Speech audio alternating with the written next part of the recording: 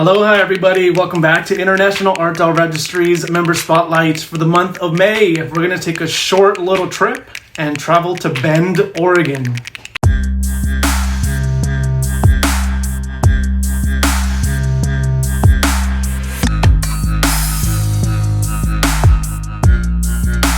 We are sitting down today with someone who's been a member with International Art Registry for almost 12 years now. I actually have known her when we were a part of a different sculpting forum which no longer exists. And I believe I knew her before I joined International Art Registry. Everybody please say hi to Miss Diana Noch. Hello all. I'd like to introduce myself. My name is Diana Noch. And hello to all my friends and everyone that would be interested in watching this interview. I'm looking forward to it. Hi, Diana. Man, so our virtual friendship goes back to the days of when Miss Robin Kramer owned the Dollmakers Studio Forum, which before that, it was actually known as Patricia Rose's Fantasy Art Guild, and that's where I made your acquaintance, and that it seems like such a long time ago, but you've actually been sculpting since I think you said around the 1970s, and that's such an exciting thing to have been able to have art in your life for that long. I want to start off by you telling us what your story is. Where did you grow up and what your family life was like? Well, I was born in Cleveland, Ohio. I was the second child. Well, actually the third. Mom lost one before me. My brother is 8 years older.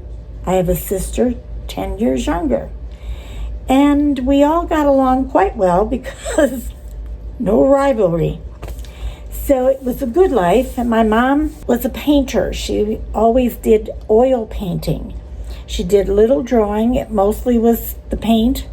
She did murals for the church. She was a wonderful painter.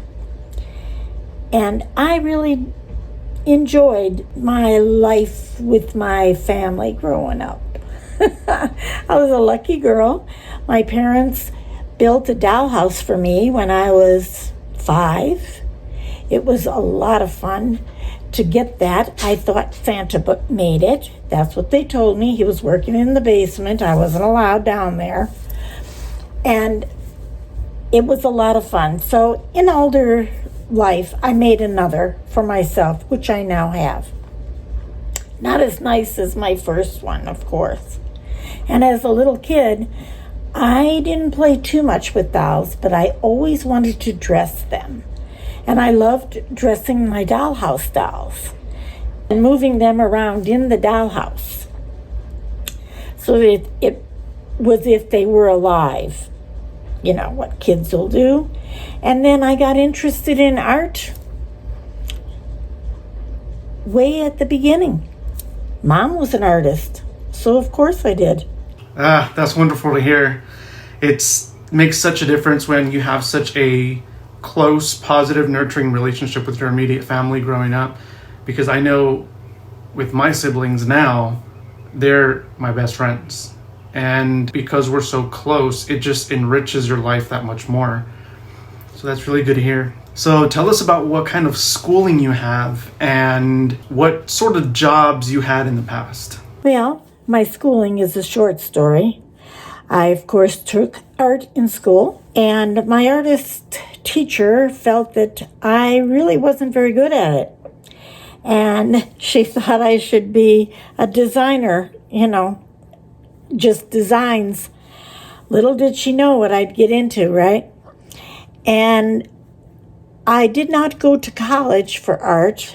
I thought about it, but I made puppets out of papier-mâché to start, and went to a show at a winery, and a man from New York asked me to come to New York and be the idea gal. Of course, at that point in time, my children were small and we just got our house, so I couldn't. So that would have been my schooling. It's just real life for me.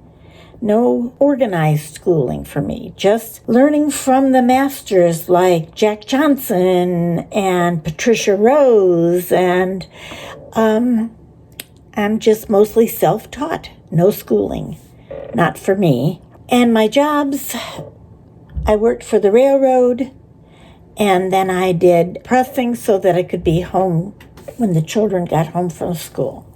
So my jobs are not exciting. Not at all. Yeah, I wasn't really a big fan of school either. I mean, granted, I did go to 3 vocational schools, which are specialty schools, for the specific field of study that I wanted, but I didn't even finish those. It's just something about the school environment. I don't know, that kind of rubs me the wrong way.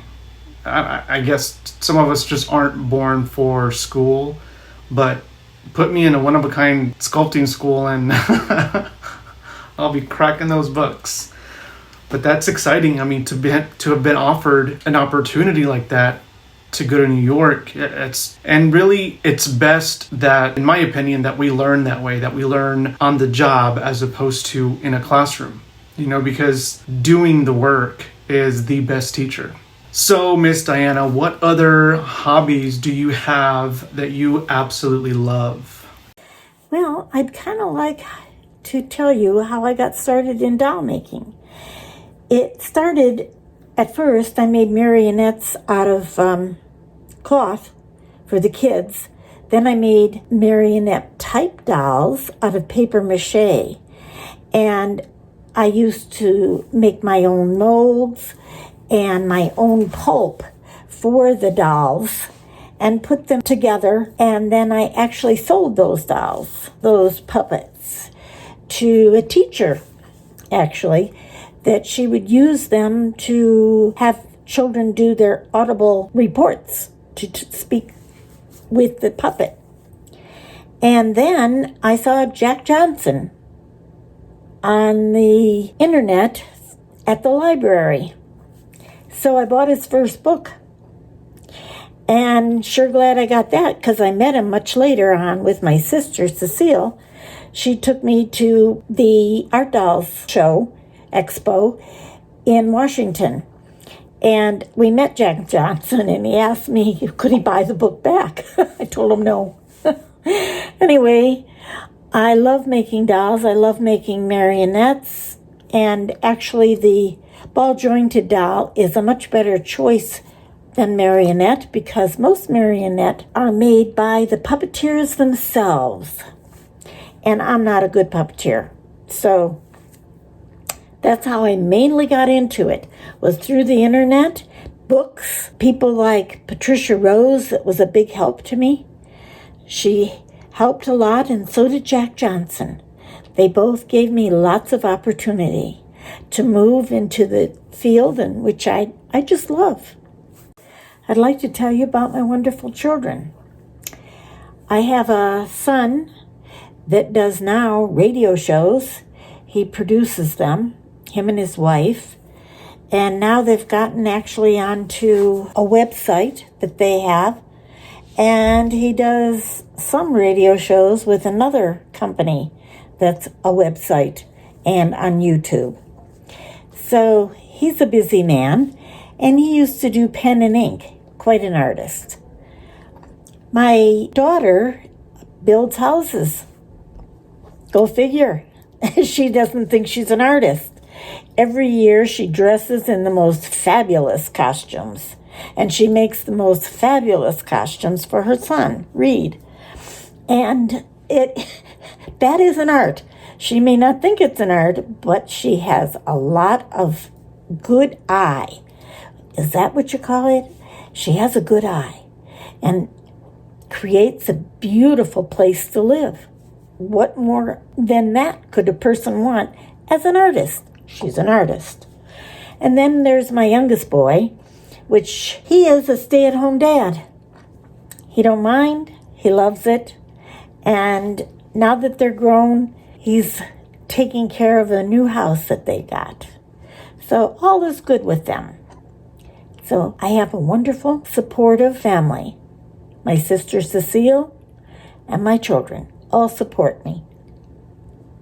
Oh, she's an artist. That absolutely is an artistic eye. Its wardrobe and costumes is its own art form. So yeah, she may like to deny it, but she's an artist. Now, let's hop into travel. Where have you traveled to, and which spot was your absolute favorite and why? I really haven't done a whole lot of traveling. It's been mostly in the United States, and it's been mostly in my younger years. And I think I enjoyed, as crazy as it sounds, in the 80s, and sold our house and took a 22-foot trailer and a Jeep to pull it and went across country. And we ended in Coos Bay, Oregon, where my husband's aunt lived, and going to the cove and stepping on a sea urchin, thinking he was not alive, but he was kind of exciting. So I guess I don't have a whole lot of excitement as far as travel goes, but a little here and there, and that was my favorite because we landed there. My daughter stayed there. We went back to Ohio, and now I came back, and I now live in Bend, Oregon. Ouch. Nice and painful, huh? So, Miss Diana, what drew you in to really love the art of one-of-a-kind sculpting? Well, I got excited about doing one-of-a-kind dolls, actually through Jack Johnson and Patricia Rose, my idols. And I liked doing movable things, but I wasn't able to make them as beautiful as I'd like until I got to the ball-jointed dolls. So the one-of-a-kind guys are enjoyable, and I like doing them. Jack Johnson pulled me there. On the internet, I saw what he was doing, and I got excited about it, and I thought, yes, this is something I'd like to do. I'd like to make fantasy sculptures. So I made fantasy dolls. That's how it started. Very nice. And what inspires you the most to create the one-of-a-kind art dolls? The things that inspire me to create a one-of-a-kind doll is mostly the fact that I love escaping to a fantasy world. Any fantasy movie, gotta watch it. I love them all, and very often after watching one, I want to create somebody. Not necessarily someone from that movie that I had just watched, but it takes me to a place of joy, and my mind is clear to go there, and it's an enjoyable place to be. So why not? That's what inspires me. Yes, I'm the same. Fantasy, and I think a lot of us also, we love the thought and the feeling of an alternate world where crazy magical things are possible and happen on the regular.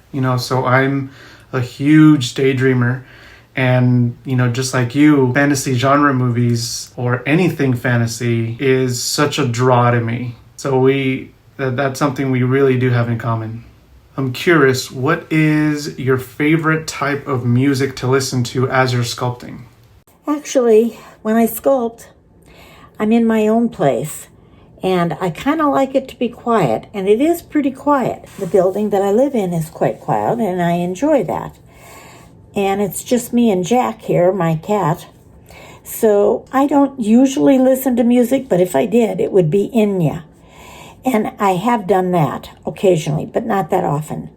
And then I have the Audible books that I can listen to. And so sometimes when I am doing a ball-jointed doll, let us say, at that point, certain parts are just mechanical, so you don't need to think about it. So I listen to an Audible book. Other than that, quiet is my favorite. Okay. Yeah, I am an Enya fan as well. So what is it about making ball-jointed dolls that you enjoy the most? I'm not sure where I saw the ball jointed dolls first, but they inspired me to say, gotta have that, gotta do that.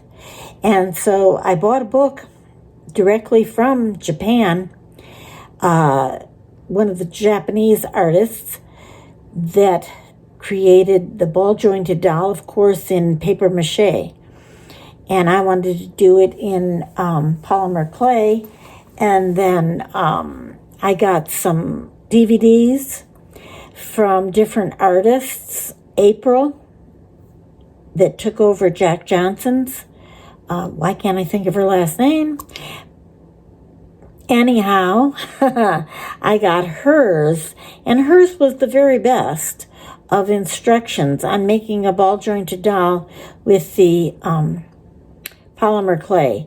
I wanted one that would stand, and I wanted a doll that I could dress and change their clothes. I enjoy doing costume. So, of course, I wanted to have one doll so I could have many clothes. That's not how it worked out. Most of them have their clothes and that's it, man. They're in those and that's it.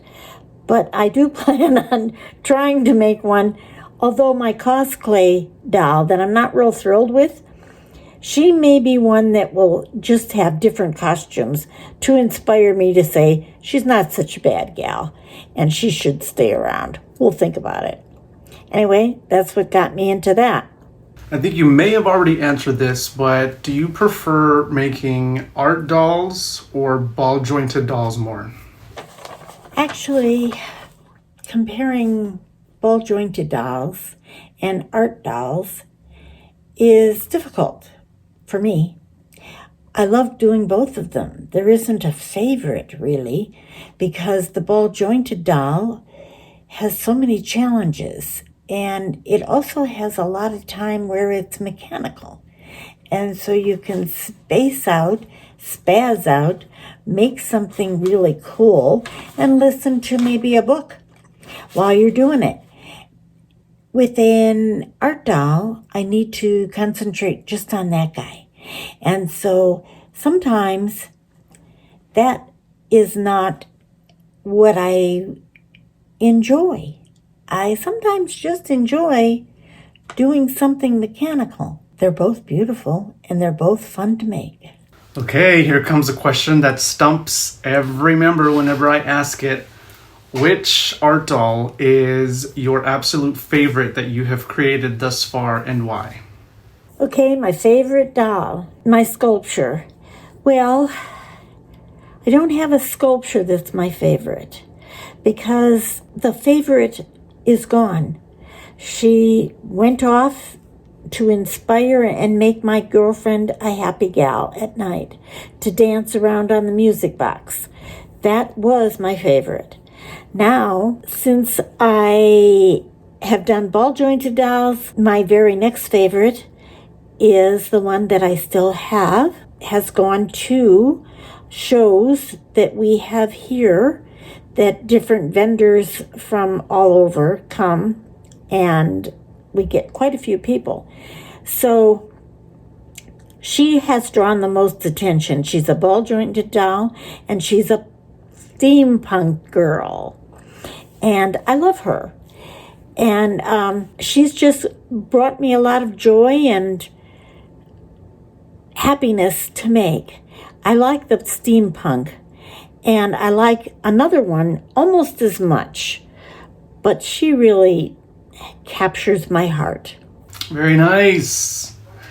Talk to us about what the favorite part of the sculpting process is for you, and what is your sculpting process if you have one? The part that I like the most about sculpting is the hands and the face.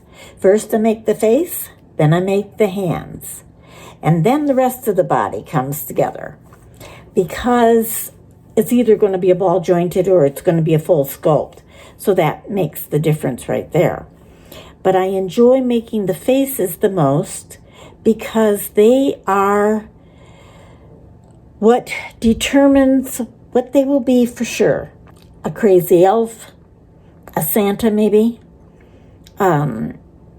a little fairy, who knows? But the face, that's my favorite. And that's the part that I love the best. And then directly right after that, if you can have a second best, is costuming once they're made. Now, is there a sculpture or art doll that you have been wanting to make, but haven't been able to make as of yet for whatever reason? Something that's just so exciting and so over the top for you that maybe you've put it off for some reason? Tell us what that is. The sculpture I've always wanted to make and haven't done yet is a good portrait sculpt that would turn into a fairy or just a bust. That would be perfect. Just to do maybe one of my grandchildren when they were little, because they were awful little cherubs.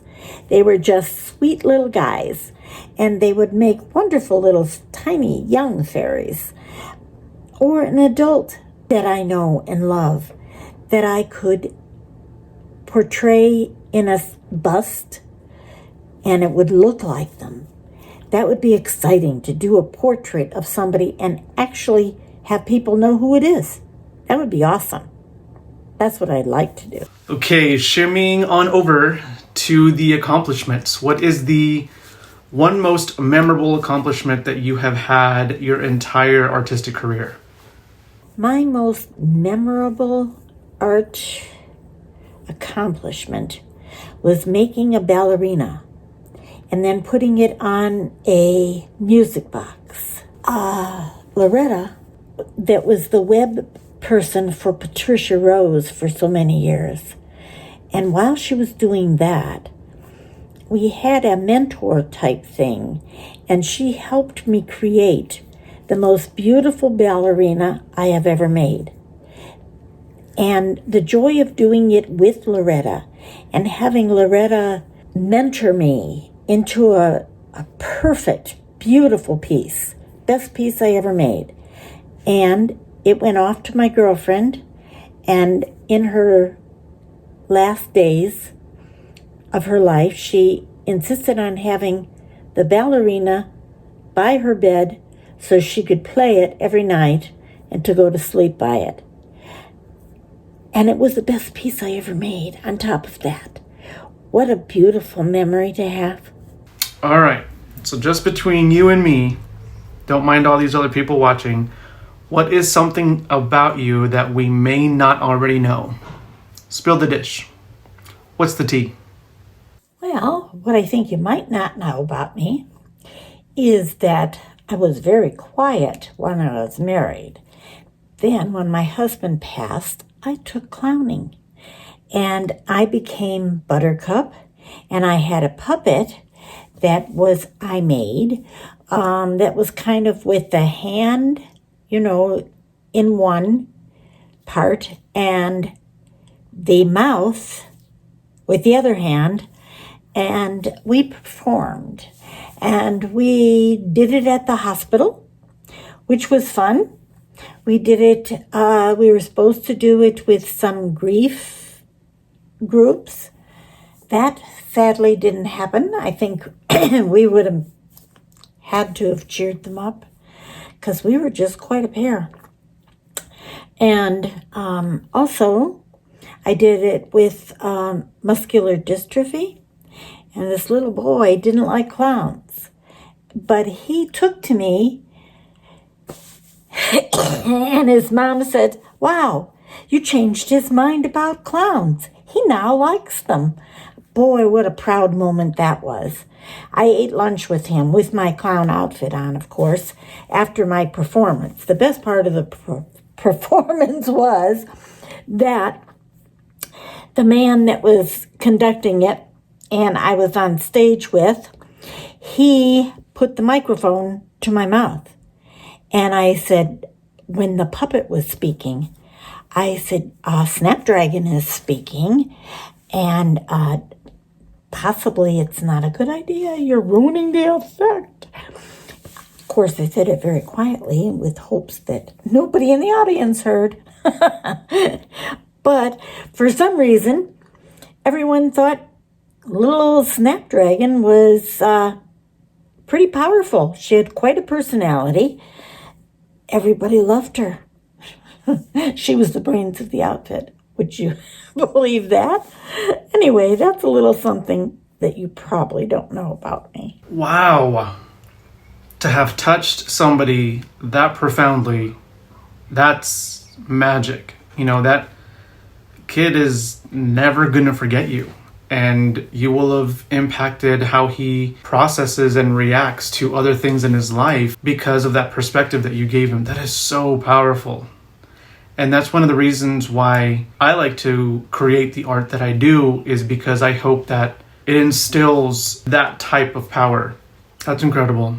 So, Ms. Diana, tell us how IADR has helped you in your artistic career and what you like the best about International Art Dollar Registry. IADR. It is just a fabulous organization. Been with them for a very long time, even before Deb Wood was in charge. And everybody has been absolutely awesome to me and carried me along a wonderful journey. I was able to get Deb Wood's classes, a couple of them that I could buy, because I couldn't go to a seminar. I would have loved that. It would have been so much fun to meet all of you, especially Deb and Frito. It would have been great, but didn't happen. So what did happen was my wonderful journey of being able to participate in everything that the organization does. I'm very appreciative of it, and I have loved it, and it is the best ever. Thank you for letting me be part of it, part of your family. Whew. Miss Diana, wow.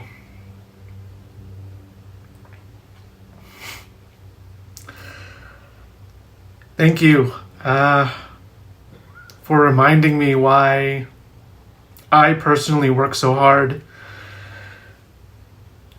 with everything that I do for IADR. You just validated every hour that I spent trying to make IADR what it is today and what it will be in the future. To be able to provide such a guiding light for somebody who's maybe in desperate need of it and finds it, but on top of that is surrounded by incredible people that make up our IADR family, who are so sweet, they're so supportive, they're very giving, they express so much love and gratitude, and most importantly respect for each other. And I think that, you know, Deb really cultivated that environment and that atmosphere.